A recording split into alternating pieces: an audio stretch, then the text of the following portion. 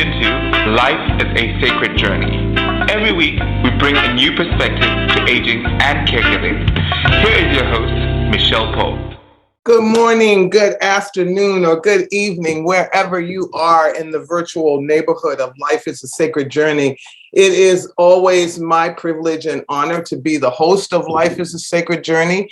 I want to thank all of you for coming back every Friday. And if you're new to Life is a Sacred Journey, welcome to our growing family of Friday morning early risers, or if you're listening on many of the venues that we have set up so that you can reach out to us at any time, just welcome. And I hope that you all had a wonderful Thanksgiving. And it's freezing here in California. And Micheal Pope didn't get much sleep last night. So I wanted to show you my favorite thing in the whole wide world. So this morning, particularly this eye, this one, I woke up and it was puffy because I slept for maybe an hour. And this little thing right here, I keep it in the refrigerator. I think it's marble, Well, anyway, it could be plastic for all I know, but it's cold. And so before I went live, I was patting my eye and then you see it goes down. So thank you. Auntie KK gave this to me one year as a present, the most valuable present for a woman like me who doesn't sleep very well. And I just do like here. And then you can see, I'm just showing you the remarkable fast. Look at that. Okay. So anyway, I just thought I'd share that with you because I was doing that before we went live.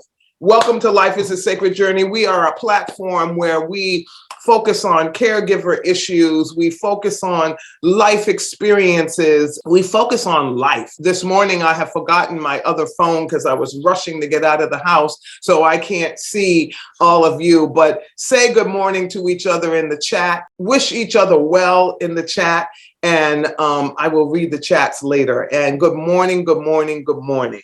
So this is one of our ponderings for you that are new with Life is a Sacred Journey. We are setting up some guests for the new year, and you may be stuck with me for the rest of December, but our ponderings are me looking at things that I ponder on a day-to-day basis as the Executive Director, CEO, Administrator of Alzheimer's Services of the East Bay, in my role as a conference lay leader for a denomination, in my role as a mom, and my role in humanity. And I ponder those things. And Felicia and I and the Alzheimer's Services of the East Bay crew decided at the beginning of the pandemic that people needed information.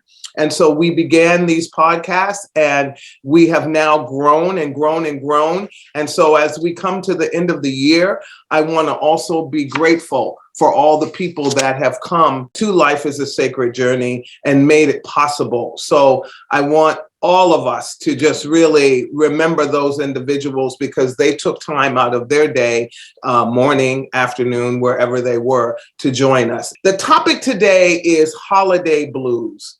And I want to tell you, I am experiencing, and I always experience, holiday blues. Many of you know, and some of you don't know, I am the mother of 3 children, 2 living and 1 deceased, or 1 moved on, because deceased just sounds so, That child passed away on December 14th. So it was 10 days before, or 11 days, before Christmas. And so Christmas is a bitter sweet, but very sweet time for me. And I'm already beginning it. That's why I'm not sleeping. I realize that I'm already beginning the depression. I'm going to live into it as I always do. But I get to celebrate Christmas. As a spiritual person, I think the universe is amazing because without going into my family too much, because they hate it when I do, one of my children's birthday is December 22nd.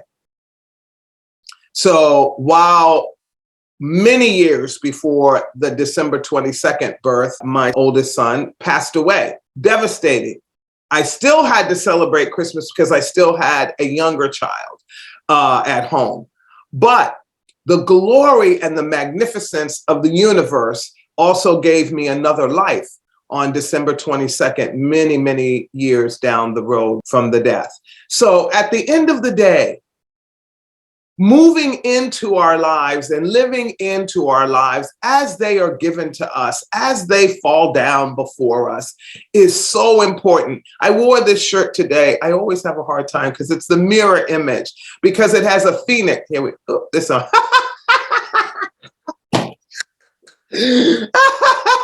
It has a phoenix on it, and that phoenix represent rising up, moving forward, growing into a newness and rebirth. I think that when grief happens to us and loss happens to us, we need to cry.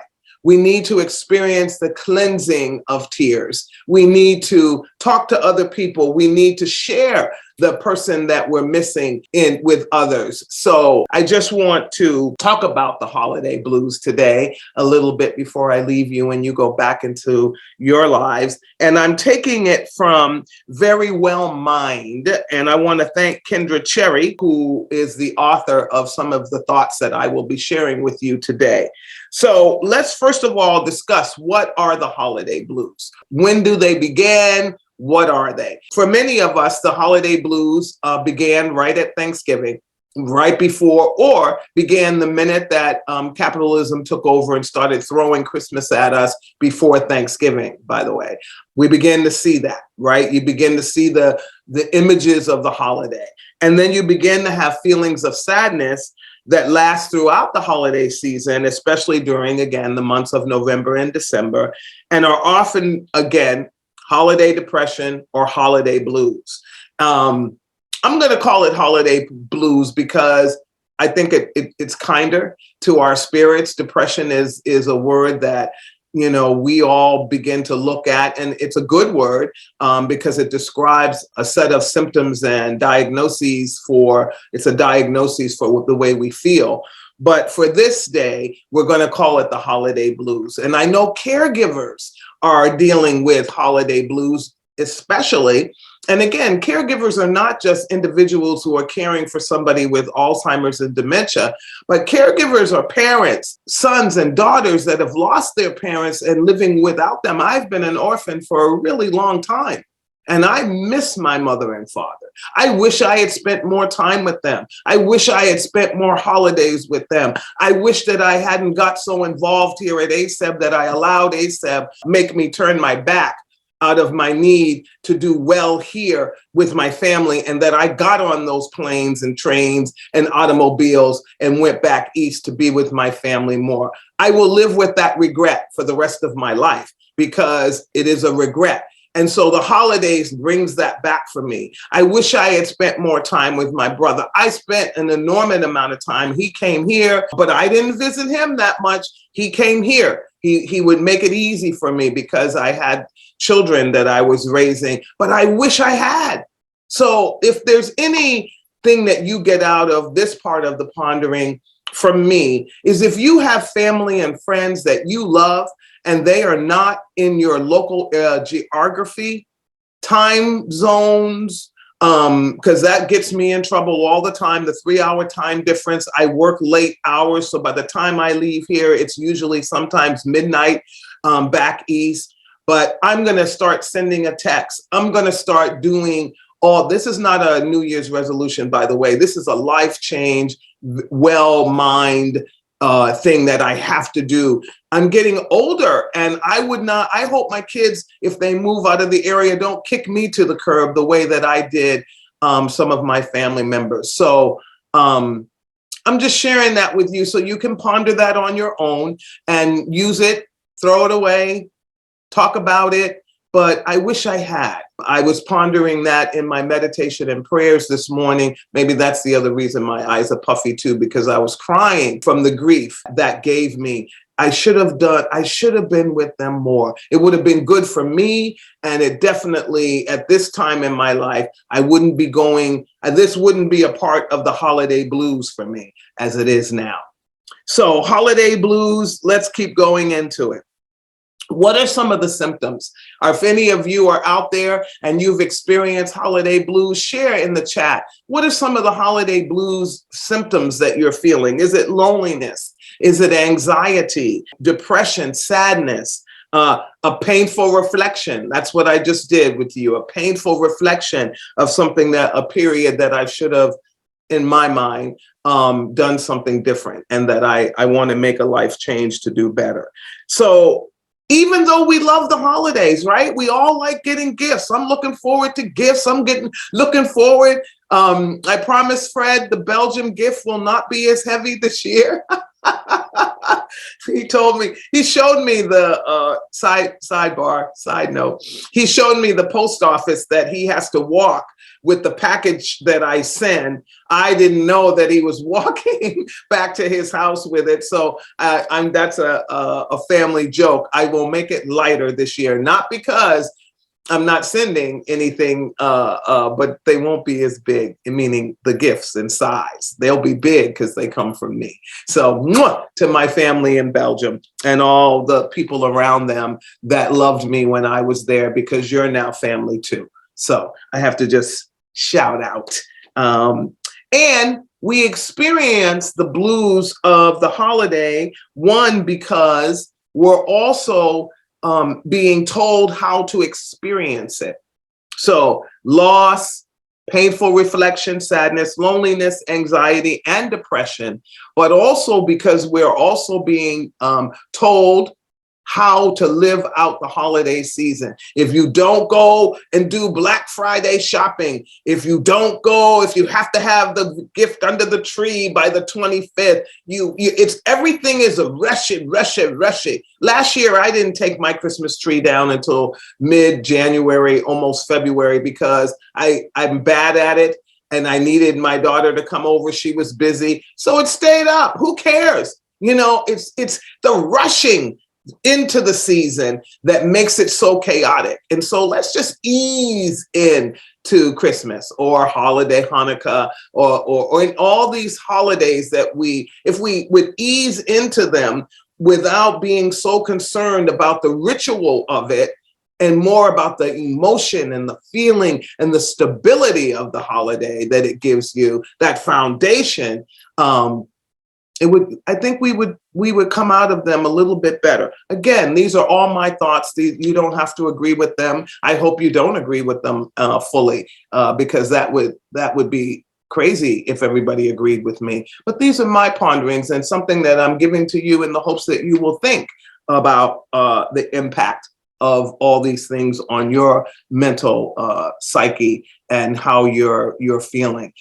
Language. From the National Alliance on Mental Illness, they said language is also a big deal around the holiday season, because people are always saying things merry, or they're not so busy digging deep with other individuals and having intimate conversations about their grief. Nobody wants to hear about your grief. Nobody wants to hear about your depression. Shoot, it's the holiday season. Get over it. Very, very hard for individuals. 64% of people who are United States definitely experience some holiday blues. So the feeling of sadness comes on, and it begins during the holiday season. This feeling may vary in intensity and its duration. Some people might feel down periodically, but experience brief periods of feeling more upset. Yesterday, I had to get in my car and turn on Brie Bourboillon. I'm sorry, Brie, because I think she follows me. She's an incredible gospel singer. And I had to turn her on. Then I had to turn on Israel Houghton, Broken People, because I'm just right now I'm in a space, but I'm also in a space because I've been observing humanity, and I've been observing, and I'll end my pondering with that one. But I've been observing how people will tell you that they care about you. People will even go so far to call you their friend. But when the rubber hits the road, they're not thinking about you. they're only your friend because they think you have something to offer them that will lift their life up and make life better for them. And when stuff starts to fall apart, you begin to realize that there's no reality to what they're saying. And I have just experienced that, where people were telling me one thing and I found out something totally different about their I don't know how I want to call it, their connection with me. They use the word friend. I don't use that word very often with many, many, many people. I am acquainted. I have acquaintances. I have colleagues, and I have friends. Friends are different. So actually, maybe we'll do a show on friends so that we can talk about that. But yeah, so these kinds of things during this period and in this moment of holiday blues they come in razor focus on you. You focus in on those things because you're more open to the sadness, actually, and to the you see things that you normally might be able to ignore, not really care about, or say whatever and move on. But when you're in the holiday blues, you cannot. It just becomes another thing that gets added to that blues table or blues plate. I'm gonna call it a plate because it has many sections and it has many things that feed into it. You want to look for changes in appetite or weight. That has happened to me. I realized yesterday I had an incredible headache, but I also realized once I realized I had the headache, I was also mad about the situation. So that, and I can't say anything. So it's in me and I'm manifesting it and I'm trying to breathe and get rid of it. But I hadn't eaten for a day and a half and it wasn't deliberate. I just didn't have time. There was so much going on. I'm here cleaning up some stuff and getting things done for the holiday season. We've had a transition in our key management staff, and orienting people. I'm feeling the stress of other people, the anxiety of other people. And so I just forgot to eat, quite frankly, because by the time I got home, I was too tired, too cold, and too mad, and too depressed to want to eat. And then when I opened my refrigerator this morning to get the half and half for my coffee, I realized there's nothing in there to eat anyway, because I haven't been to the grocery store even. I've been to the grocery store for here, and I've been to the grocery store for other people, but I have forgotten to go to the grocery store for myself. That goes back to that self-care thing. When we're caring for other people, we need to put ourselves first. And I realized, Micheal, you're going to drop dead. And nobody's going to freaking care because you're running around doing all this stuff. And I enjoy helping people and doing for people, but everybody will be at my funeral and crying and missing me, even the people that I talked about earlier, and I'll be gone because I will have run around so much that I've had a stroke or fallen down the stairs, like last night when I was here cleaning up and I was running up and down the stairs because I had a goal to get home by a certain time, which I didn't make, so that I could be here this morning. And I almost slid down the stairs at 65. If I fall down those stairs and hurt my back, I'm done. My sciatic will come back and I'll be like crazy. So self-care is so important, and stopping yourself. So I had to stop myself last night and say, no more, turn off the lights. It doesn't matter. It'll be here tomorrow. Keep it moving. So I've had a change in appetite.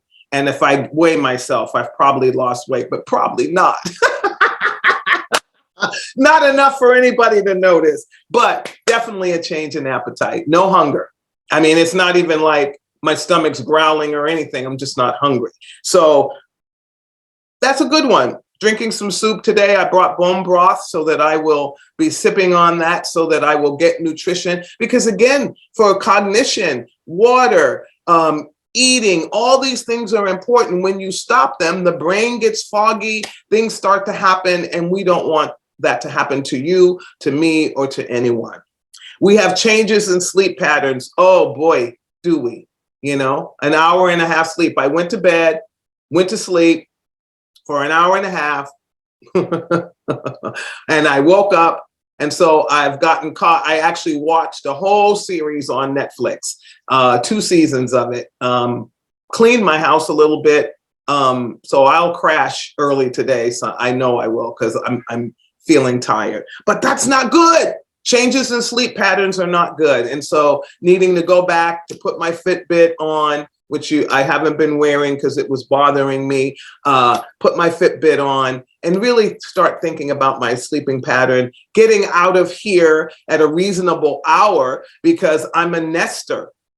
Some of you out there can relate to this. I don't just go home and sit down and have dinner and no, I have a puzzle that I'm working on. I got a dog that I have to walk and feed and give love to, because she no longer has her alpha living with her. She's alone, and we haven't gone to see if we can have a new friend in our lives, because mommy's not ready. All those things create sleep patterns and movements that are hard for us. So watch your sleep pattern. Depressed or irritable mood. That's where I am now. Believe it or not, I'm in an irritable mood, and I'm going to overcome it by going and getting a massage later. And I'm going to a healing thing tonight, because I love Christmas and I love humanity, but I'm a little irritable at the moment. You know that feeling where you're just like, if somebody says the wrong thing to me, cuts me off on the road, I'm going to be in the car using words that maybe some of you have never heard me say, but I know them. Difficulty concentrating. That's not hard for me right now, because I make a list. And so even when I'm depressed, I have a list to go back to. And then actually what happens to me is I become super vigilant about crossing off the things on the list.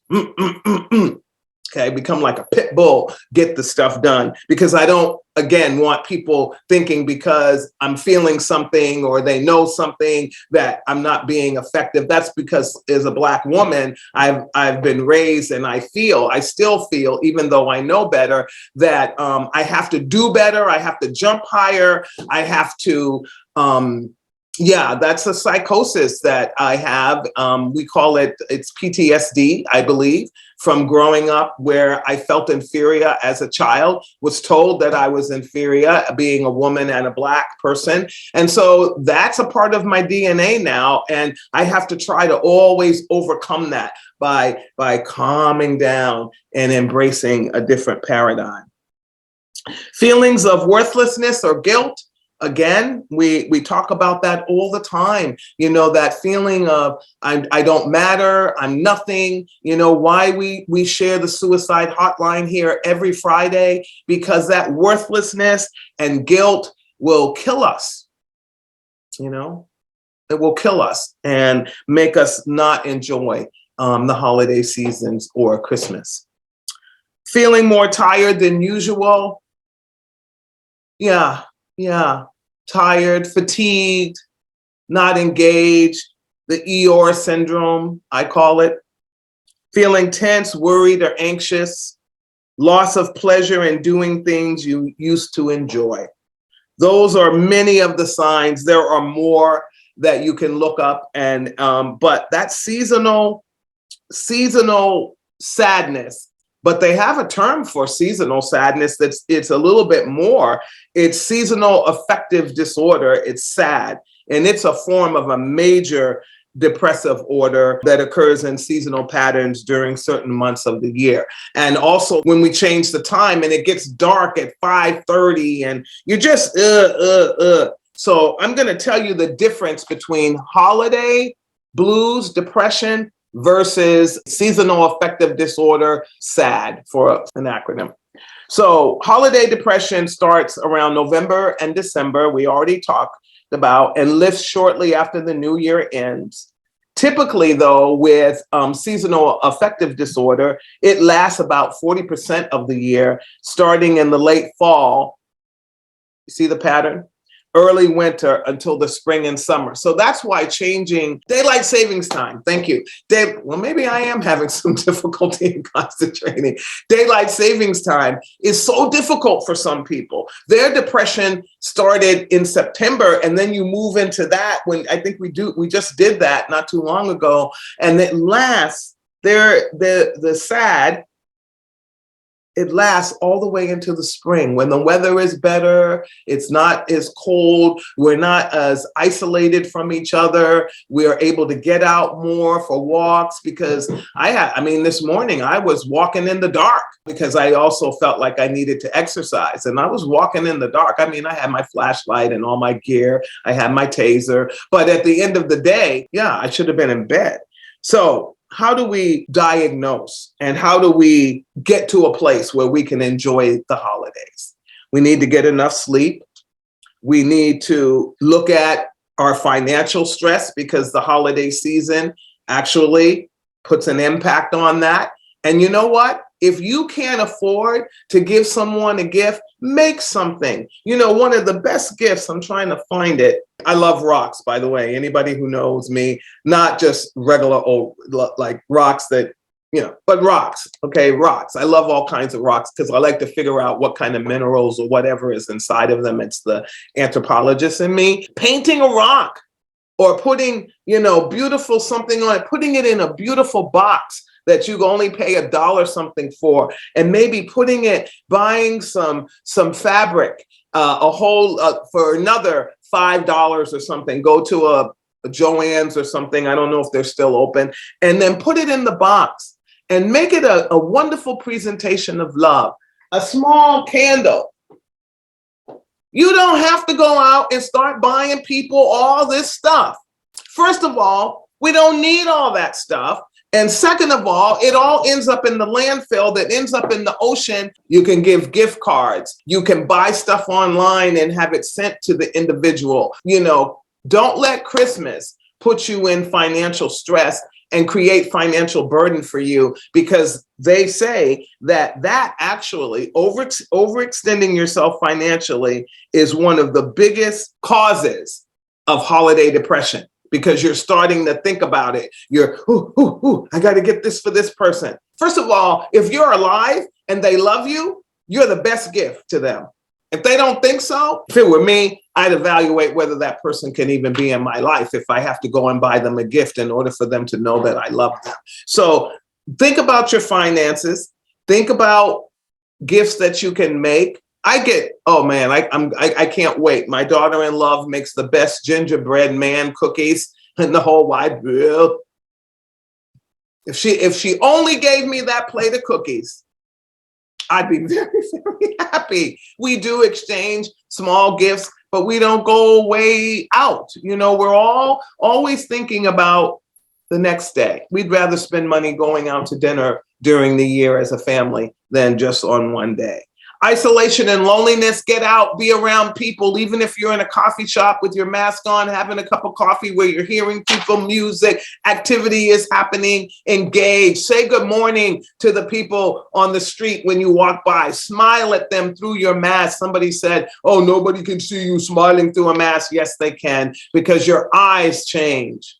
And when you smile, stuff happens. So smile at people. And get out, have some fun, engage with family and friends. Don't have the unrealistic expectations and high hopes for the end of the year. This is gonna be the best year. This is gonna be the best. Don't put that burden on the holiday season. Just enjoy it for what it is. Look for the best in it and move forward. We now have to look for depression in our children during this season because of the pandemic. In the newspaper this morning that I read, they said teens are experiencing depression now during this, and it's chemically changed. The pandemic has chemically changed their brain patterns. So you're going to be hearing more about that. So drink only in moderation. So because again, alcohol has a tendency to depress us and make us have negative feelings. So Drink only in moderation. I know the holiday season is a time for libations. I know I'm looking forward to it. I don't drink that much. I'm a social drinker, and since I'm not very social, I don't drink that much. Meaning I don't go out a lot because of the pandemic, but I do like a cocktail every once in a while. But do it in moderation so you can enjoy the cocktail. I enjoy every time I have a pisco sour. I'm a happy girl. Don't isolate yourself. We talked about that. Get your social support. Learn to say no if no is what you need to say to people. I actually said no to a lot of people, and I'm going to be saying no more and be more selective of where I put my time next year, because as we started, I'm going to give my family more time. If they're willing to take it from me, I'm going to give it. Find time for yourself.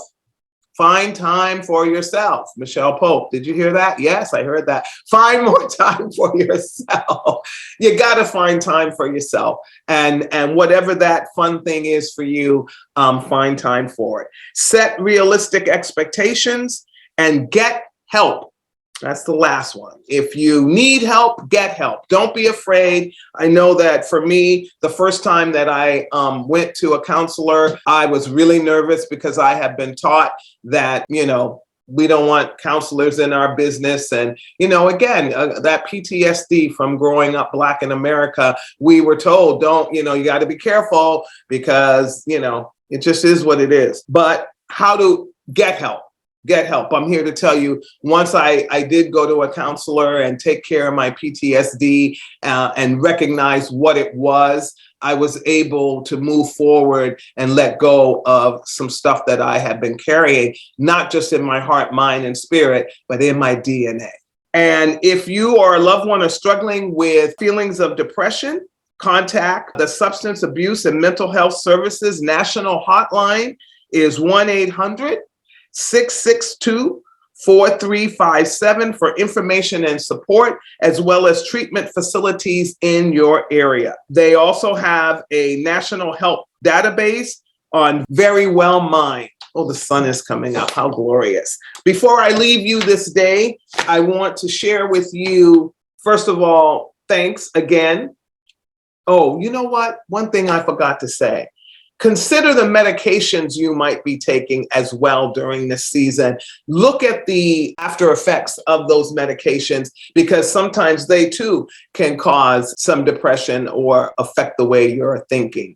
It is so important to share, even if you cannot share with someone else. When I was counseling children, when they deaf and dying, we would give them a plate or plates and put it in a plastic bag first, and then put it in another bag so there wouldn't be any glass flying. And if whatever the disease or the accident that took their loved one, their parent, away from them, we would have them visualize that was the plate was that, or the whatever, and break it, just hammer it and hit it until it was demolished.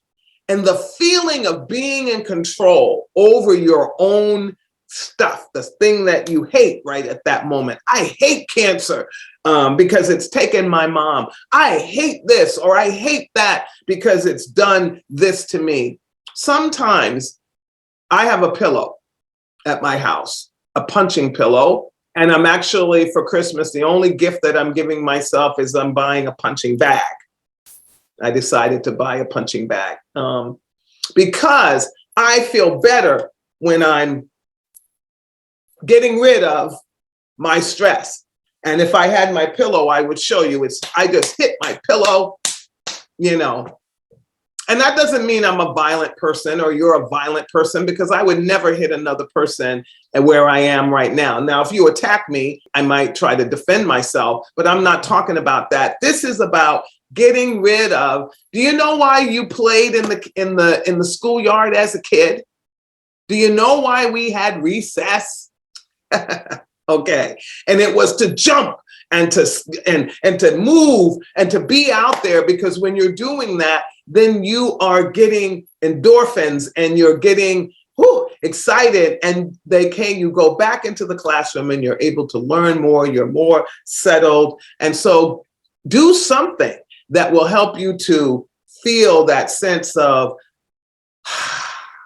Breathing, deep breath in, blowing out, and getting a pattern and a rhythm to it. Closing your eyes while you're doing it, listening to a bubbling brook. This is a little battery operated water fountain that sits here, and I turn it on every morning, and it beautiful, beautiful, beautiful. You can put calm on in your office behind in YouTube. You can put on soft music that nobody else will hear. You just do it really lightly, and it will help you in your environment. Having an environment of joy, happiness is also very, very important. So if you are someone out there where this has resonated with you because you're experiencing thoughts of suicide, please get a phone, find somebody that will let you use a phone, and dial 988 or dial 1-800-273-8255, which is the suicide hotline number, or the other number that I just gave you, to get some support, because it's important. You're important, and we want you around for many, many holidays. And I know it's hard, but you will feel a sense of joy at some point.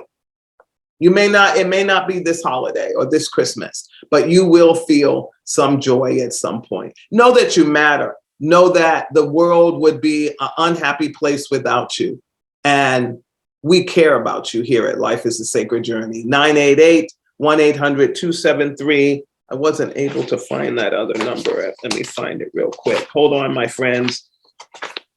Here it is. I'm sorry. 1-800-662-4357 is the Substance Abuse and Mental Health Services Administration National Hotline for information and support in treatment facilities in your area. And then you can go to Very Well Mind and find their national helpline database that has information on it.